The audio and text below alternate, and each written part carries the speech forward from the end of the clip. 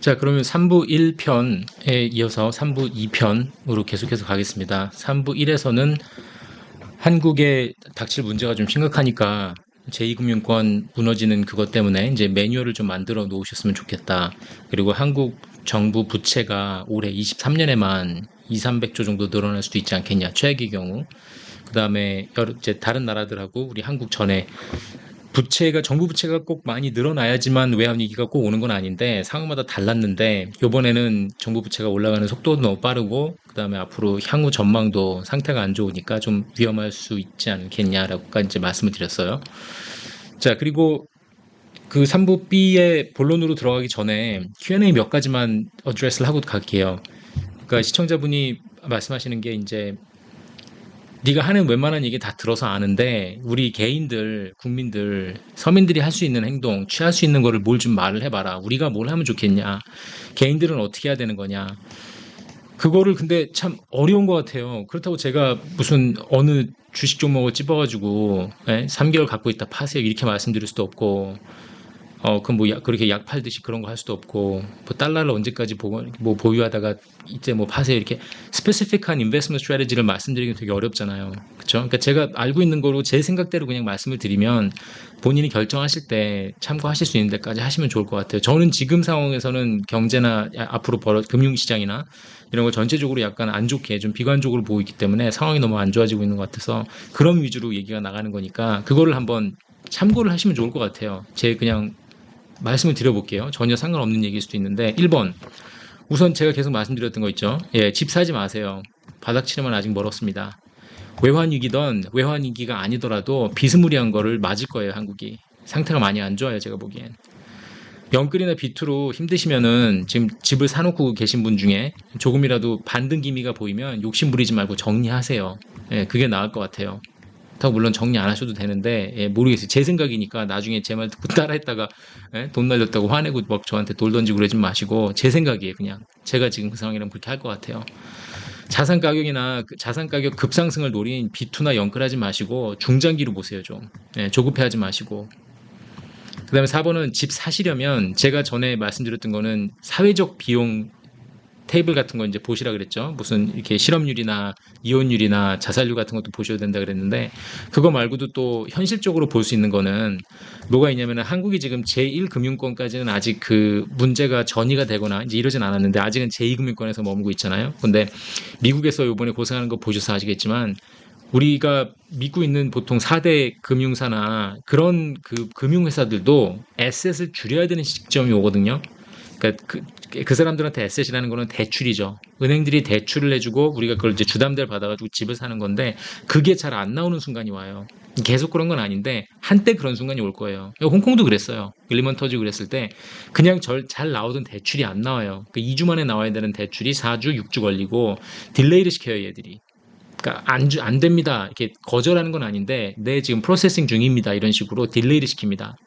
그때 현금을 가지고 계시면 좋은 게 10억 하던 집이 예를 들어서 5억이 됐어요. 그래서 이제 A랑 B랑 있으면은 A는 5억을 살 때 자기 돈 2억 5천에다가 2억 5천 주담대 끼고 살라 그러는 거고 만약에 B는 현찰이 4억이 있어요. 그럼 현찰 4억 있는 사람이 이기겠죠. 그럼 4억을 집주인 앞에 가가지고 4억을 던지면 되니까 혹은 3억 5천을 던지면서 지금 저한테 파시죠. 이거 경매 넘어가는 것보다 지금 이거 현찰로 그냥 사세요. 하면서 캐시어 책이 됐건 뭐가 됐든 던져주고 사십시오. 그냥 줍줍 하는 거죠. 근데 A라는 사람은 만약에 2억 5천밖에 없으면 주담대를 기다려야 되면은 그 살려고 하는 경쟁 구조에서 밀리겠죠. 예, 현찰이 캐시 is king, 현찰이 킹인 그 순간이 올 거예요. 예, 이건 이제 한국 내에서 말씀드리는 거예요. 이거 달러와 상관없이 환율하고 상관없이 그것도 하나 방법이에요. 은행 주담대가 잘 안 나올 때까지 기다리시는 것도 방법이에요. 이 상황까지 갈 것 같아요. 제가 보기엔. 자, 5번은 달러도 많이 갖고 계시더라고요, 요즘. 이런저런 질문하시는 거 보면은 달러 보유 좋지만 제가 팔고 나올 타이밍을 잘 잡으시라 그랬죠. 리만 100배 비슷하게 날 때까지는 달러 계속 강세 갈 거지만 분명히 중장기로 갔을 땐 떨어질 거기 때문에 그 제가 달러 타이밍 여러 번 말씀드렸으니까 달러 타이밍 테이블을 보시면 될 것 같아요. 지금 말씀드리진 않을게요. 금 같은 경우는 계속 사서 모으시는 게 좋을 것 같아요. 물론 현물이 좋고요. 귀찮으시면 뭐 ETF나 골드뱅킹 하셔도 되는데 그것도 제가 그거에 대한 단점 전에 말씀드린 적 있으니까 골드뱅킹은 그 판 은행이 망하지 않으면 괜찮은 거고 ETF는 물론 폭락이 좀 크긴 하지만 뭐 그 ETF를 운영하고 있는 트러스트가 무너지지 않으면 괜찮긴 한데 그것까지 뭐 무너질 것까지 걱정하실 건 없을 것 같고 그냥 난 편하게 그냥 그 프로핏 테이킹 하는 게 목적이다. 그러면 ETF 하셔가지고 금값 뛰고 아니면 금 캐는 금광 이렇게 마이닝 컴퍼니라 그러죠. 마이닝 컴퍼니 주식 사가지고 투자하셔도 되고 그래도 나는 안전이 제일이다 그러면은 그냥 금 사서 금 걸어다나 장만해 놓으신 다음에 집에 그냥 보관하시면 되는 거고요. 주식을 사실 거면은 단타로 작게 드세요. 지금 같은 장에서는 욕심 크게 부리면 힘들어요. 하루만 해도 1% 2% 올랐다가 또 다시 1% 2% 떨어지고 정신없잖아요. 우왕좌왕하고 하기 때문에 방향성을 잡기가 어려우니까 그냥 속 편하게 하시려면은 6만 원에 샀다가 그냥 6만 3천 원에 5% 따고 파셔도 될 것 같아요. 그걸 예전처럼 그냥 7만 원, 8만 원 가길 기다리는 것보다 아니면 6만 6천 원 10% 따고 그냥 저기 빠지시든가. 저도 그런 식으로 해요. 단타로 해요, 단타로. 짧게 짧게. 그다음에 항상 기본을 충실히 하는 요인으로 그런 요인을 바탕으로 한 투자를 하세요. 가격 보지 마시고 분위기 따라하지 마시고 제가 맨날 말씀드리죠. 가격 보지 말라고. 예. 그러니까 분위기 같은 거 따라가지 마시고 분위기를 따라가실 거면 요즘 뭐 2차 전지 같은 거 요즘 대세잖아요. 따라가시는 건 좋은데 따라가시면서 그냥 작게 드시고 나오세요. 예, 이게 오르는 장에서 그냥 타고 자연스럽게 올라서 10% 20% 먹고 나오는 건 쉽잖아요. 그냥 그렇게 드시고 그냥 나오세요. 그걸 많이 드시려고 오래 붙어 있다 보면 체하는 거니까. 비트코인도 해서 능력 되면 그냥 돈 버시면 되죠, 뭐. 29,000이면 29,000에 들어갔다가 31,000 됐을 때 치고 나오면 되는 거죠, 뭐. 떠안고 있지만 않으면 되니까. 단타로 가시면 돼요. 이런 시장에서는. 장기로 많이 가실 거면은 난 그래도 묻어놔야겠다, 주식으로. 만약에 장기로 가실 거면은 꼭 한 가지 기억하시는 게 정부의 구제 금융을 기억을 하세요. 지금 제가 그랬잖아요. 이게 지금 지난 13년 동안 제로금리 가면서 지금 22, 23년에는 오는 그 위기가 계속해서 지금 전문가분들 리세션 이게 침체 안 온다고 말씀하시는 분들이 무슨 말씀을 하시냐면은 2008년에 99년에 닷컴 버블은 그 닷컴 버블 IT 회사들의 문제였고 2008년에는 가계부채랑 그걸 또 가지고 파생상품을 만들어서 장난질했던 투자은행의 문제였고 지금은 문제가 없다. 이렇게 말씀을 하세요. 그러니까 지난 13년 동안 제로금리로 해서 찍어낸 돈하고 이거 자체가 문제가 된다는 걸 잘 인지를 못하시는 전문가분들이 꽤 많으세요. 진짜로. 예, 제가 그분들 비하하고 뭐 제가 혼자 잘났다는 게 아니라 그, 그, 그 이자율 장난 때문에 중앙은행이 지금 이 판국을 만들어 놓은 거를 그걸 잘 감을 못 잡으시는 분들이 많아요. 그럼 무슨 말이냐면은 그렇기 때문에 제가 리먼 100배가 온다고 하는 게 앞으로 생길 문제는 단순히 은행 하나, 단순히 기업 하나, 단순히 요거 섹터별로 무슨 커머셜 섹터가 무너지고 그 수준이 아니라 그 수준이 터질 때마다 그 나라의 그 정부가 모든 걸 다 해서 그걸 도와줘야 돼요. 그게 스위스가 될 수도 있고 유럽이 될 수도 있고 일본이 될 수도 있고 한국이 될 수도 있죠. 물론 미국은 지금 SVB 한 번 한 거고 SVB가 제가 그랬잖아요. SVB랑 크레딧 스위스 난리 나고 나서 주식이 작살이 났어야 되는데 다시 오르죠. 그러니까 다 떨어져야 될 때는 또 오를 수 있고 올라야 될 때는 떨어지고 왜곡돼 있습니다. 지금 상황이. 그러니까 이걸 장기로 들어가실 거면은 이건 당연히 떨어져야 돼 했는데 아니 은행이 많으면 당연히 떨어져야 되잖아요. 근데 정부가 들어와서 이걸 뒷심을 받쳐주기 때문에 다시 올라 버립니다. 그러니까 그거를 기억하고 들어가시면 돼요. 그러면 언제 빼냐? 계속 오른다는 소리냐? 문제가 계속 그랬죠. 제가 작은 문제가 생겼을 때는 계속 정부가 돈을 찔러 넣어주기 때문에 반등하다가 약한 나라에서 그 정부가 약한 부모가 먼저 떨어져 나가는 부모가 그 나라가 외환 위기를 맞을 거라고. 지금 앞으로 올 난리는 리먼 백배라고 말씀드리는 거는 단순 기업이나 섹터나 부동산 시장이나 이렇게 국한된 게 아니라 외환 위기하고 정부 부채 위기가 와요. 그렇기 때문에 이게 리먼 백배로 가는 거거든요. 규모가 FX 리스크하고 sovereign debt crisis로 와요. 그렇기 때문에 그게 팡 터지기 전까지는 계속해서 미국 정부는 갖다 돈을 부을 겁니다. 앞으로 지금 커머셜 섹터가 문제가 생겨서 그쪽 때문에 은행들이 무너진다. 그쪽 때문에 무슨 섹터가 흔들린다 그러면 이거를 거의 내셔널라이즈 시키는 국영화 시키는 수준으로 가야 되기 때문에 그렇지 않으면 나라가 돌아가질 않아요.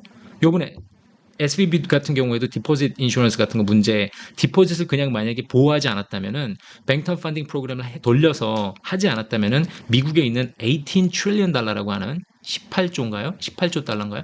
18 트릴리언 달러라고 하는 미국 GDP 정도 되는 그 돈이 다 공중에 붕 뜨는 상황이 벌어집니다. 사람들이 가서 뱅크런을 하고 그걸 인출을 하면은 그러니까 그 지금 앞으로 벌어질 문제가 규모가 우리가 리먼 때보다 제가 자꾸 100배라고 말씀드리는 거는 FX 리스크하고 외환 위기하고 정부 부채 위기가 오기 때문에 제가 그렇게 계속 말씀드리는 거예요. 그러니까 그 전까지는 미국 같은 경우는 장기로 가실 거면 저렇게 지금 뭔가 안전하고 잠잠해진다 싶으면 다시 주식값 오르고 또 문제 생기면 떨어지고 또 정부가 돈 쏟아놓고 페드가 뒷받침해주면서 백스톱 해주고 보증 들어가면서 FDIC건 페드건 트레저리건 우리가 다 막아줄게 하면서 다시 주식시장이 오르는 그걸 계속 반복을 할 겁니다. 그렇기 때문에 저걸 5.25%, 5.5% 기준금리 간 다음에 쉽게 못 내린다고 제가 계속 말씀드렸잖아요. 문제가 생기면은 그 은행이 그 기업이 망하면서 디플레이션이 와야 되는데 그걸 못 오게 정부가 막아주고 있잖아요. 돈을 찍어서. 그 계속 상반된 정책이 펼쳐지는 거죠. 통화 정책은 계속해서 높은 기준금리라서 부러뜨리려고 그러는데 부러지면 막아주니까 정부에서. 장기로 가실 거면은 주식을 이 부분을 기억을 하고 들어가세요. 그래서 항상 숏을 때릴 때도 이거 지금 떨어져야 될 분위기인데 왜 오르지? 하면서 물리실 수가 있으니까 앞으로 지금 상황이 미래를 향방을 봤을 때 되게 안 좋아 보인다 해서 무조건 고매도만 치지 마시고 정부가 들어와서 돈을 풀어버리면 다시 오릅니다. 장기로 가실 거면 계속 꽈서 생각하세요. 그냥 이렇게 심플리 그냥 생각하시면 안 돼요. 자, 11번은 자영업자 만약에 하시면은 새로 시작하실 거면은 빚은 최소로 시작하세요. 그렇죠? 저금리 시대는 막을 내렸다고 보시면 됩니다. 당분간은 금방금방 다시 인플레 위협이 올 겁니다. 다시 지금 중국이 미국이 친하게 지내거나 뭐 이런 지금 예전같이 2010년대처럼 해피하게 돌아가는 그런 시절은 다시 오기가 굉장히 어렵고 돈이 지금 풀려 있는 게 너무 많기 때문에 언제든지 다시 인플레 위협이 다시 올 수 있기 때문에 자영업을 하거나 빚을 내서 뭔가를 하실 거면은 빚을 최소화하세요. 12번은 뭐 운영 중이던 거를 만약에 내가 넓혀야겠다. 내가 회사 하는데 장사하는데 넓히는 건 좋습니다. 근데 저 같으면은 지키는 쪽으로 먼저 방향을 잡을 것 같고 만약에 뭐 좋은 아이템이 있다거나 새 사업을 그래도 해야 되겠다. 나는 뭐 들끓는 피가 있다. 새 사업을 해야 되는 나는 엔터프러너다. 그러신다면은 보수적으로 하세요. 뭐 내가 식당을 하고 싶은데 50석을 하지 마시고 30석을 한다든지 줄여서 할 수 있잖아요. 그렇죠? 그러니까 지금 약간 몸을 사려야 되는 분위기다 이거죠. 14번은 다니는 직장에 웬만하면 붙어 계세요. 예, 이직할 때가 아닙니다. 그렇죠? 잘릴 때 새 직원부터 잘려요. 새로 이직해온 직원부터 잘리게 돼 있죠. 예, 그리고 아니면 팀에 있으면은 그 팀을 딱 봤을 때 뭐 10명이다 20명이다 있으면은 항상 잘릴 때 맨 위에 톱 헤드 그죠? 머리가 무거우니까 위에 뭐 연봉을 많이 받으시는 분들부터 잘립니다 보통 상무님 전무님부터 그리고 또 맨 밑에 들어온 지 1년 2년 3년밖에 안 된 직원들 사원들 왜냐면 맨 위에 계신 분들은 비싸니까 연봉값이 비싸니까 자르는 거고 죄송합니다. 밑에 있는 그 새 직원들은 신직원들은 그만큼 돈 값어치가 안 되니까 다시 말하면 중간에 있는 뭐 대리라든지 과장이라든지 차장님 중간에 있는 그분들이 가성비가 제일 좋아요. 예, 그래서 보통 팀에서 사람 자른다 그러면 그렇게 자릅니다. 예, 뭐 다 겪어보신 분들은 아실 거 아니에요, 그렇죠? 그래서 위랑 맨 밑이 잘리고 중간 몸통이 가장 끝까지 남아 있어요. 가성비가 좋거든요, 그 사람들이. 신입들 일도 할 수 있고 위에 어느 정도 높으신 양반 일도 할 수 있기 때문에 제가 2008년 잘릴 때도 보면은 팀 딱 자를 때 그런 식으로 잘라요. 그러니까 웬만하면 직장을 옮기지 마시고 그냥 붙어 계세요. 지금은 이직하실 때가 아닙니다. 아무리 지금 직장 상사가 그지 같고 뭐 하고 뭐 저게 더 나을 것 같아도 앞으로 그냥 최소 2, 3년은 그냥 고개 숙이고 put your head down 하고 붙어 계시는 게 제일 나아요. 절약하세요. 그리고 전체적으로. 지금 절약해야죠. 그렇죠? 다들 절약하시겠지만 오늘 뭐 입고 출근할지 걱정되면 잘 모르겠으면 그냥 어제 입었던 양복 입으세요. 제가 옛날에 전무님한테 한번 들었던 얘기인데 이거 좋은 말인 것 같아요. 자, 그리고 마지막으로 그래도 솔풀경 후원은 가끔 해주세요. 스마일. 오케이. 자, 그 다음에 퀘스천. 요것만 마저 하고 그 다음에 본론 들어갈게요. 5개, 퀘스천 5개만 가고. 자, 정부 부채가 중요하냐? 제가 지금 외환위기 맞을 수 있는데 정부 부채, 한국 정부 부채 얘기를 했더니 정부 부채가 그렇게 중요한가? 예. 자, 정부 부채 하나만은 아니겠죠. 외환위기라는 건 여러 가지 요소로 오니까. 그쵸? 제가 여기서 보여드렸듯이 정부 부채가 많이 이렇게 올라갈 때 맞았고, 그때 사실 대투 GDP가 8에서 17%로 갔으니까 그렇게 큰 거 아니었거든요. 그러니까 정부 부채가 the only factor라고 하긴 어렵지만 여러 가지 요소를 다 있겠죠. 네, 정부 부채 그 절대 수위도 중요하고 증가 속도도 중요하고 향후 전망 어떻게 될 거냐. 지금 향후 전망이 되게 안 좋잖아요, 한국이. 정부 부채가 지금 팍팍팍 올라갈 일만 남았죠. 그리고 한국 경제 성장률, 인플레 상황, 실업률 상황, 우리 생산성은 어떠냐, 외환 보유고는 어떠냐, 국제 시장의 인지도, 퍼셉션도 되게 중요합니다. 하다못해 우리나라 국민성이나 저축률도 되게 중요한 종합적 테스트예요. 예, 그러니까 정부 부채 하나만 놓고 제가 때리는 건 아니에요. 전체적인 분위기가 어떠냐. 자, 두 번째, 이 말씀하신 분이 계셨어요. 호주는 그 달러하고 무제한 무기한 수합돼 있으니까 절대 안 맞을 거다. 외환위기 안 맞는다 그러셨는데 좀 착각하신 것 같은 게 그 무제한 이제 무기한 무제한 수업 돼 있는 거는 US 달러 인덱스에 들어가 있는 화폐라고 보시면 돼요. 예, 호주 달러는 없어요. 그거는 이제 유로하고 이엔하고 파운드, 스위스 프랑하고 캐나다 달러, 그다음에 이제 스위디시 크로나라고 하나 더 있는데 그게 이제 달러 인덱스 들어가 있는데 그 크로나 빼고 요 다섯 개가 US 달러하고 무제한 무기한 수업에 들어가 있어요. 통화 수업에. 그러니까 이게 있는 놈들끼리 서로 같이 똘똘 뭉쳐가지고 해 먹는 거에 다. 예, 이게 중국이나 다른 나라들이 봤을 때 열 받을 만해요. 예, 이게 지금 있는 놈들이 그렇잖아요. 다 지금 있는 집안 자식들이 금수저들끼리 모여가지고 서로 같이 달러 인덱스 만들어 놓고 서로 무기한 수합해 놓고 그러니까 당연히 커런시 크라이시스가 안 나지 여기서는 그렇잖아요. 달러가 부족할 수가 없으니까. 근데 이제 그 시청자분이 좀 착각하신 것 같은 거는 이 호주는 어디 있냐면은 달러 인덱스는 안 들어가 있고 이제 Five Eyes라 그래가지고 미국, 영국, 캐나다, 호주, 뉴질랜드 이렇게 다섯 개가 이 커먼웰스 네이션이라 그러는데 요게 이제 요 영국이 다 예전에 식민지가 많았잖아요. 근데 그 중에서도 캐나다, 호주, 뉴질랜드가 지금도 좀 잘 사는 나라 축에 속하는데 이게 다 식민지였으니까 얘들이 이제 저도 보면은 우리 뉴질랜드, 호주 깃발에 이렇게 왼쪽 좌측 상단에 보면은 유니언 잭이라고 영국 깃발 있잖아요. 이제 그게 그거 상징하는 거잖아요. 나 우리 옛날에 식민지였다. 그게 그러니까 호주가 먼저 맞으면 좋은데 외환 위기를 아니면 그 경기 침체나 해서 그 시스테매틱 어택 막 달려들어가지고 물어뜯는 그 공격을 호주가 받았으면 좋겠는데 이게 호주가 참 특이한 나라인 게 얘들이 뭐 특별히 하는 것도 없는 것 같은데 잘 살아요 보면. 자, 호주는 91년부터 32년 동안 침체가 없었던 나라 유명합니다. 코로나 때 빼고. 그리고 또, 그러니까 뭐 별로 중요한 얘기는 아닌데, 퀀타스 얘네 그, 저희 플래그십 캐리어. 이 퀀타스는 또 추락사고도 없었어요. 1951년 이후로. 얘네가 어떻게 이렇게 미꾸라지처럼 빠져나가고 침체가 없고, 이렇게, 큰 위기 없이 잘 지나가느냐. 그러니까 사람들 뭐 얘기하는 뭐 의견이 다 다르긴 한데, 제가 봤을 때도 어느 정도 동의를 하는 거는, 전문가 분들하고 동의를 하는 거는 이게 이민자의 힘이 커요, 얘기가. 이민자하고 여기 유학생들 엄청 가고 관광 엄청 가고 내추럴 리소스 있는 거 갖다 파는 거야 뭐 그렇게 큰 거 같진 않은데 그러니까 얘들이 그거를 그 부족한 자금이나 이런 거를 뭔가 문제가 생기거나 경기가 뭐 안 좋다 힘이 안 난다 뭐 그로스가 약해진다 그러면 이민을 확 열어버립니다 그냥 이민의 문을 열어버리면 막 들어와요. 이게 캐나다도 그렇고 약간 그런 거 있잖아요. 왜 다들 캐나다, 호주, 뉴질랜드는 약간 이민 가서 살고 싶어 하는 나라잖아요. 돈이 있는 사람들한테. 아니면은 뭐 애들 유학을 보내놓는다든지 기러기 아빠를 한다든지 아니면 돈이 좀 많으면은 뭐 좋은 도시에 가서 뭐 10억, 20억짜리 집을 하나 더 사놓고 엑스트라로 사놓고 50억, 100억짜리 막 별장도 사놓고 이런 식으로 하는 그런 나라들이 되나가지고 한국이 가질 수 없는 그런 매력을 갖고 있습니다. 힘을 갖고 있어요. 이게 좀 기분 나빠요. 그러니까 이거를 약간 백인 팩터라고 하고 싶기도 하고 약간 누구나 가고 싶어하는 자연 환경 팩터라는 것도 하고 싶고 영국하고 좀 달라요.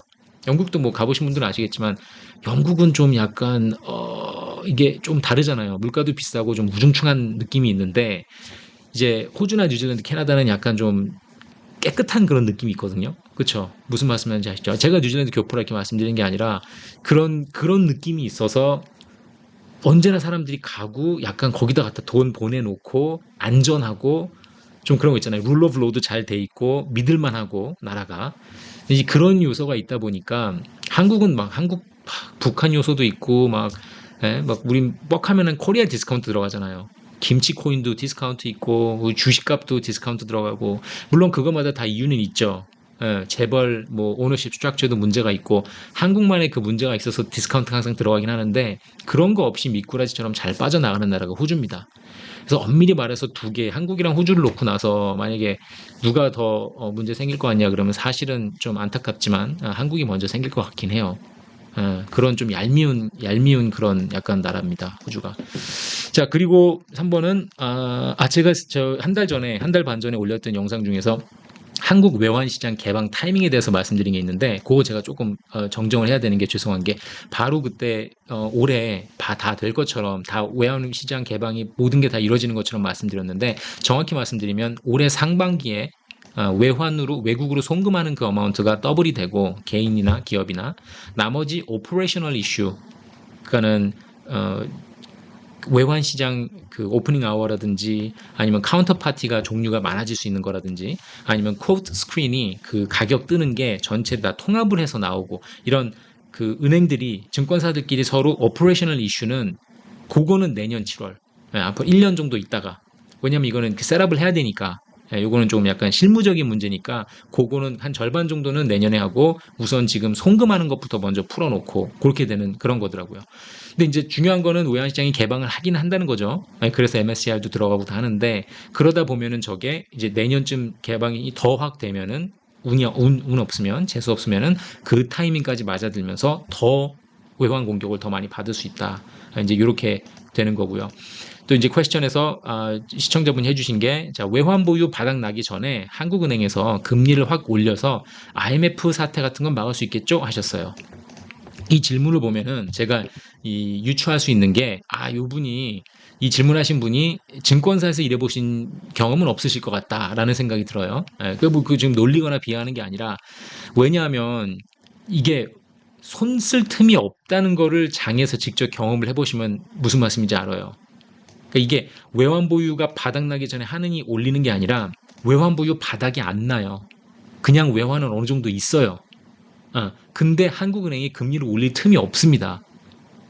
갑자기 오거든요, 이게. 우왕좌왕하면서. 그리고 나서 이거 위험해 그러면서 금리를 만약에 1%, 1.5%를 확 올려버리잖아요. 미국 쫓아가겠다고. 그러면 그건 더 불안을 초래하고 달러 원화가 더 약해집니다. 금리를 그때 갖다 붙이려 그러면. 그 비교를 하자면은 차에 탔는데 옆에 있는 친구한테 야 안전벨트 매 그랬는데 그 친구가 저한테 나는 교통사고 나기 전에 안전벨트 빨리 맬 거야. 이렇게 말하는 거예요.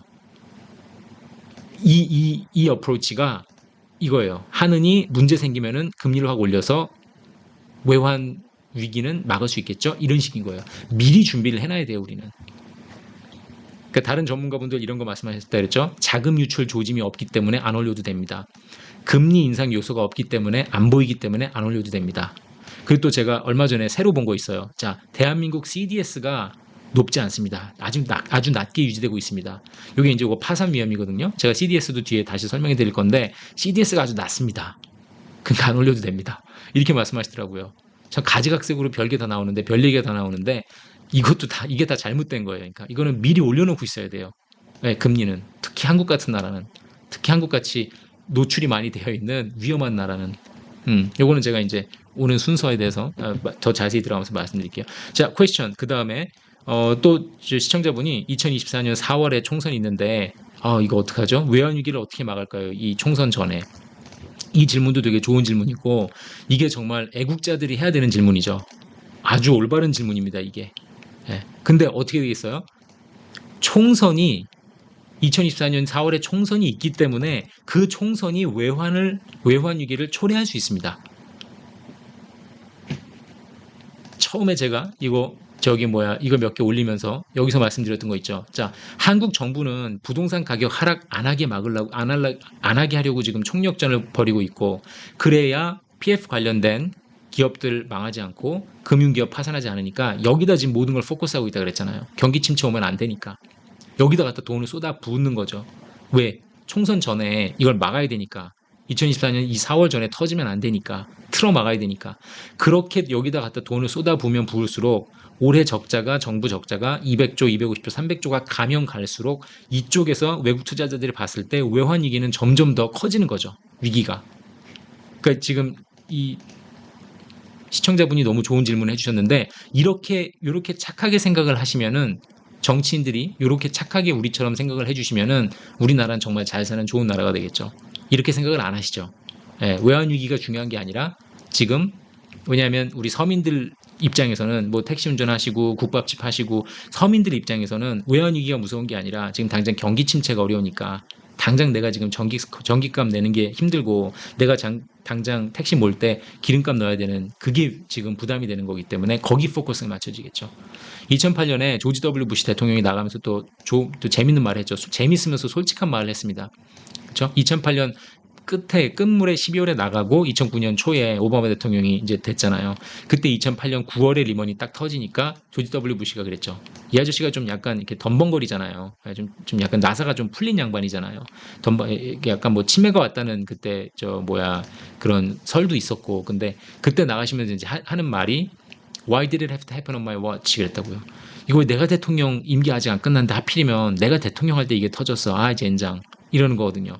그러니까 이게 정치인들이 어떻게 생각하는지 정치인들의 그 자세를 잘 보여주는 거죠.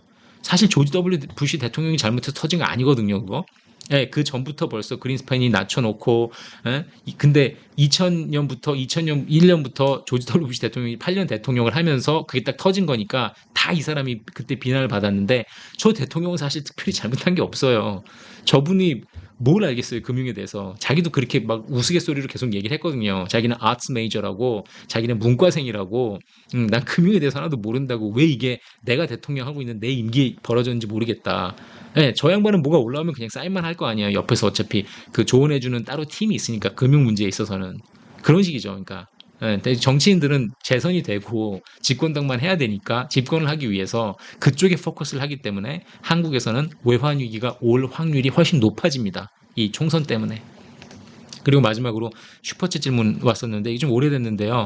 슈퍼챗 질문이라 제가 그냥 가져왔습니다. 항상 금값이 오를 때마다 미 연준이 찍어 눌렀는데 이번에는 장난질 못 칠 걸로 보이는 건 리먼 이후 과도한 양적 완화가 원인이다라고 볼 수 있는 거죠. 이거 죄송한 말씀인데 제가 이제 컨스피러시 같은데 이건 제가 잘 모릅니다. 예, 제가 객관적인 데이터로 보고서는 판단할 수 있는 게 아닌 거는 좀 뭐라고 말씀드리기가 좀 어려워요. 예, 뭔가 가격을 일부러 찍어 누른다는 거는 그 상품을 놓고 상품이든 증권이든 권이든 채권이든 뭔가 가격을 누른다는 거는 팔아야 된다는 거거든요. 팔기 위해서는 내가 갖고 있지 않은 걸 팔 때는 공매도를 쳐야 되는 거고 숏을 때려야 되는 거니까 이제 금을 숏을 때렸다는 소리인데 모르겠어요. 그랬을 수도 있고요. 예, 충분히 그랬을 수도 있고 연준이 거기서 금을 숏을 때려서 얻었다. 예, 가능은 한 얘기예요. 가능한 얘기인데 제가 이쪽에 관련된 뭐 아티클이나 오페드나 이런 걸 좀 읽으면은 좀 더 이해가 갈 것 같은데 그랬을 수도 있고 뭐 아닐 수도 있고 예, 이거 제가 컨스피러시는 사실 잘 모르겠습니다. 이거 좀 명쾌한 답을 못 드려서 이 부분에 있어서는 죄송합니다.